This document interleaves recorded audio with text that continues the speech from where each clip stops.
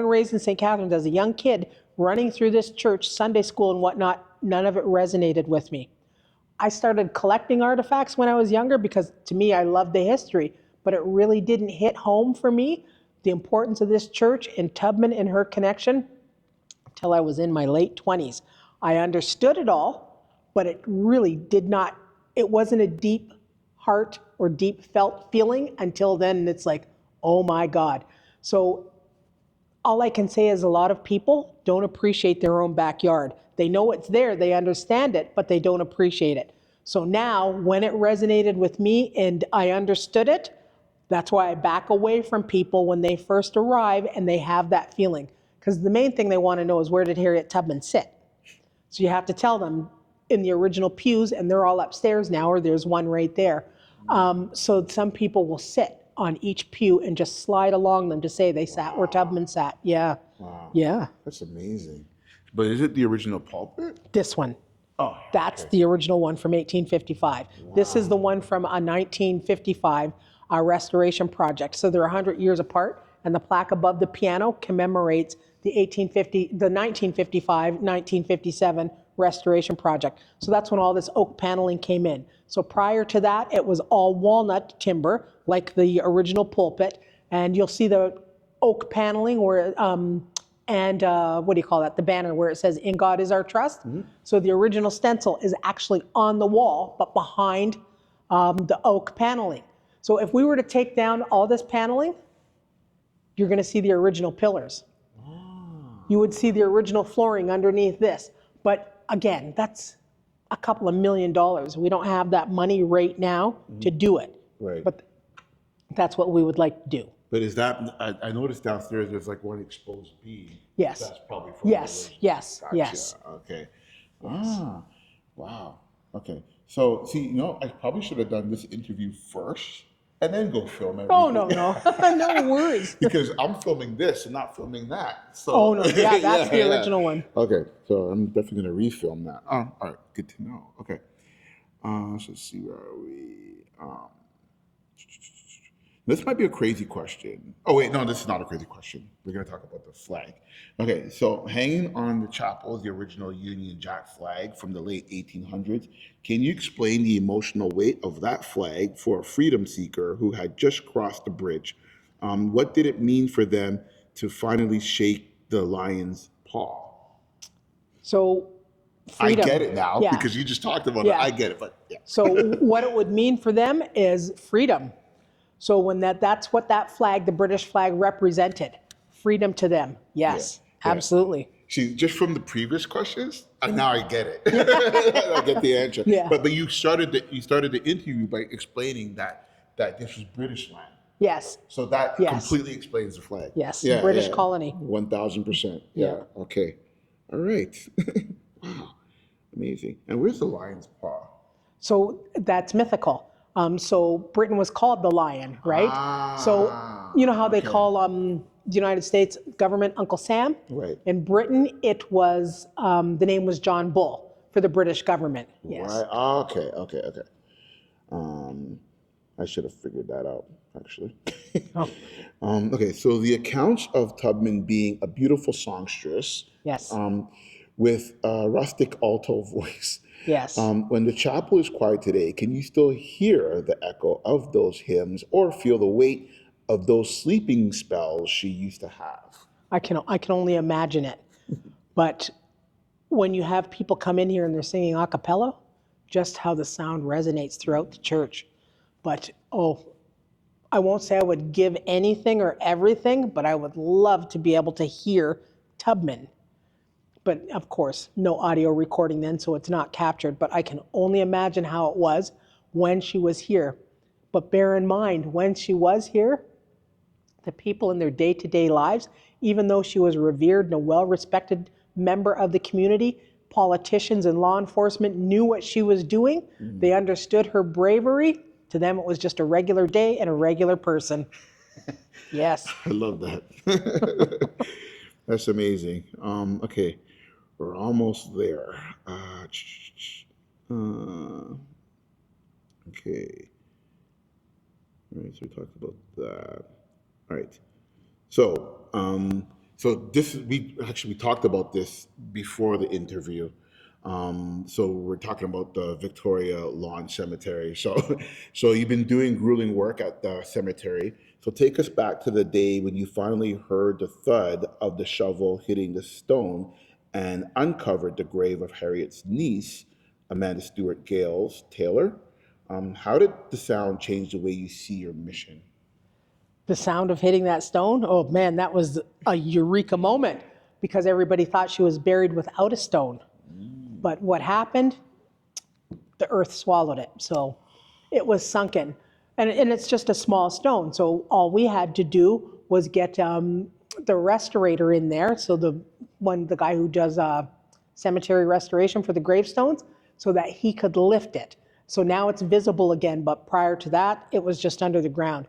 So the reason why we did that is because Tubman has several relatives buried out there. And then, of course, we want to create a free to the public Underground Railroad walking tour out at Victoria Lawn. Perfect. Yes. All right, that's amazing. Okay, so let's see here.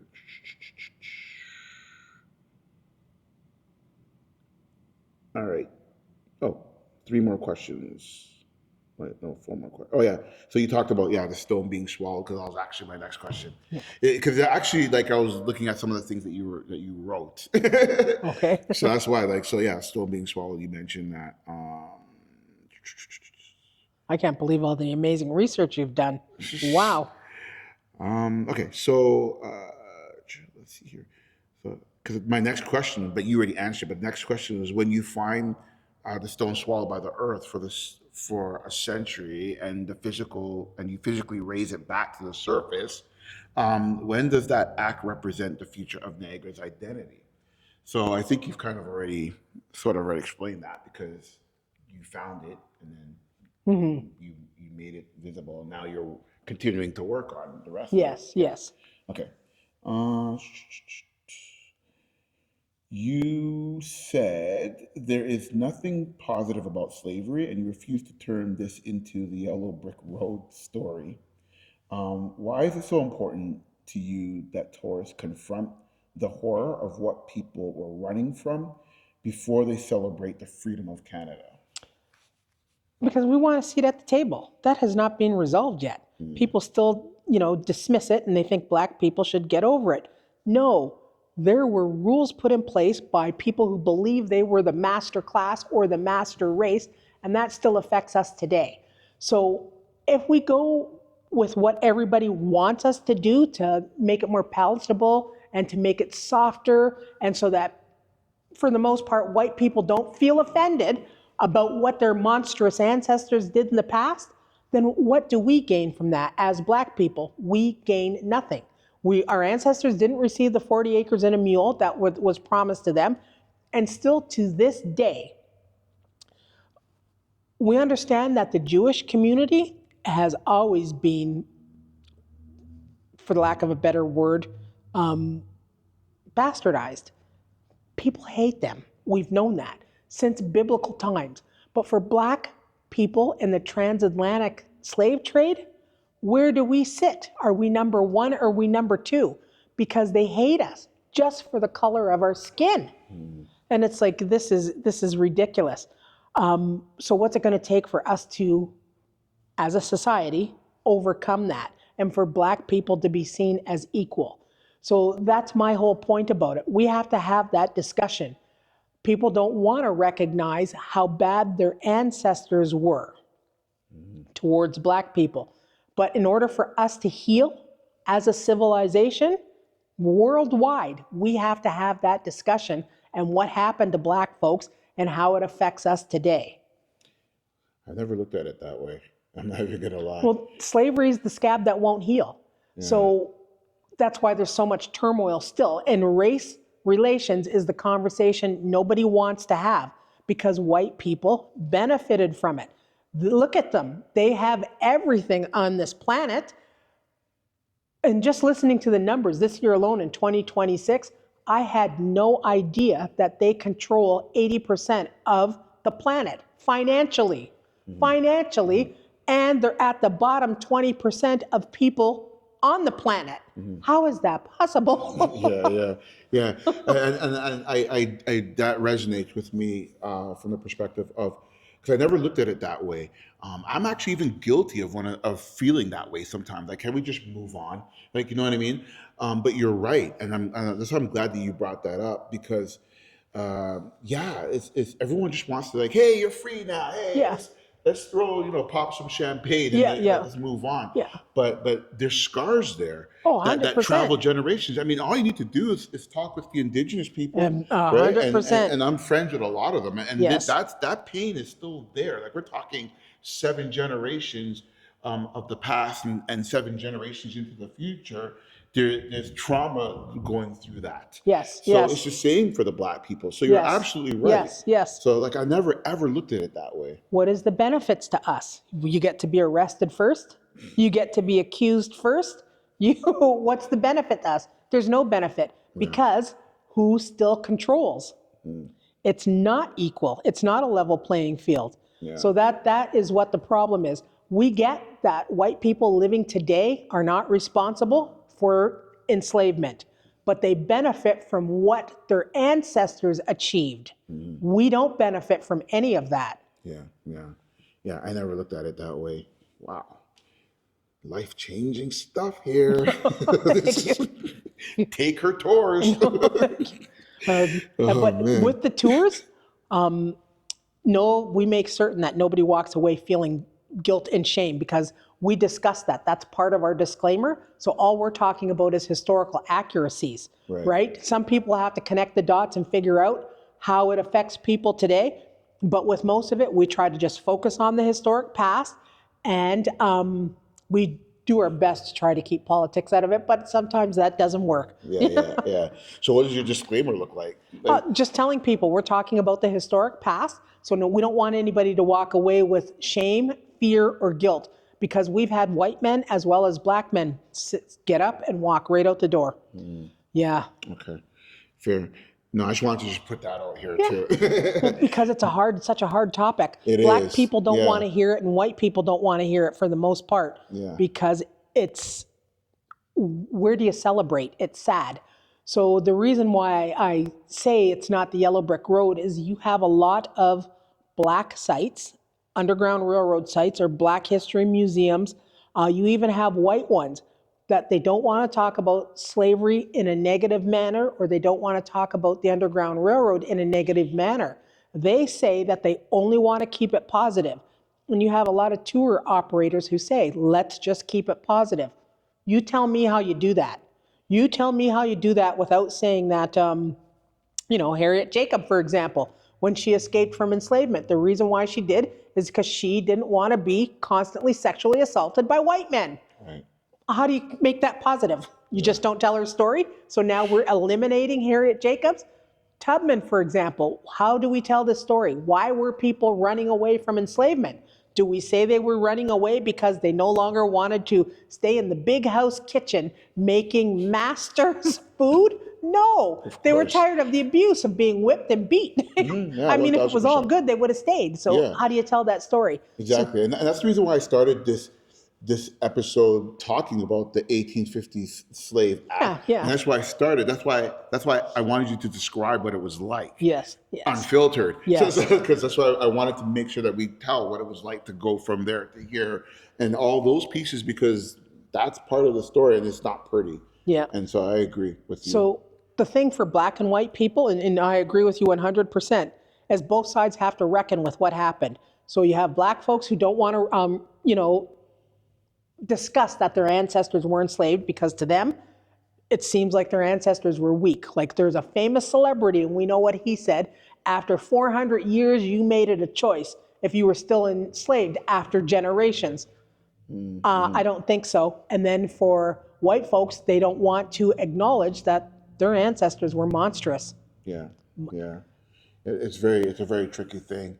Because a lot of times, if you start talking about these things, you're like, well, that wasn't me. I didn't do that. Exactly. Which is true. But I feel that you still need to understand what took place on both sides. The history still needs to be explained, because, like they always say, like if you forget about the history, then it's going to be repeated. Yeah. It's like when you come across white people who say that they don't see color. So then what? You don't see me in my brown skin or my black skin or my dark complected skin? What are you saying? Yeah. You see color. Everybody sees color. It's funny you say that because that was one of the first things that my wife said to me when I started talking about these things. I started to tell her about some of those experiences I told you about earlier with being pulled over and all Yeah. the time and those kind of things. And she says, "But I don't see color." But you see, she's coming from a place of innocence because I Yes. see what she's trying to Yes, say. yes, yes. Right. So, but then I had to explain to her, no, you need to see color. Like you have to see the color Yeah. in order for you to understand when things are being treated differently. Yeah, exactly. Right? Exactly. So you have to understand. Exactly. So you have to see the color. So I started to show her you need to start seeing the color in order to see the disparities between treatment. So now she sees that. Yes. But I never blamed her because she was coming from a place of in her heart, like I just don't see that. Like I see you as the person who makes me laugh, the person, you know what I mean? I Yeah. just don't see that. So I get where she was coming from. Yes, So I yes. had to kind of unlearn that and then learn this Yes. kind of thing. Yes, absolutely. Yeah. Okay. All right. So let's talk about. All right. So congratulations on your 2025 International Women's Day Award. Oh, thank you. So looking back to 2003 and the SARS pandemic, when your Niagara College mentor Steve Stunt Yes. told you to stay the course, what gave you the strength to keep fighting for this story? Because our story has to be told and it has to be told from our narrative. So he was absolutely right.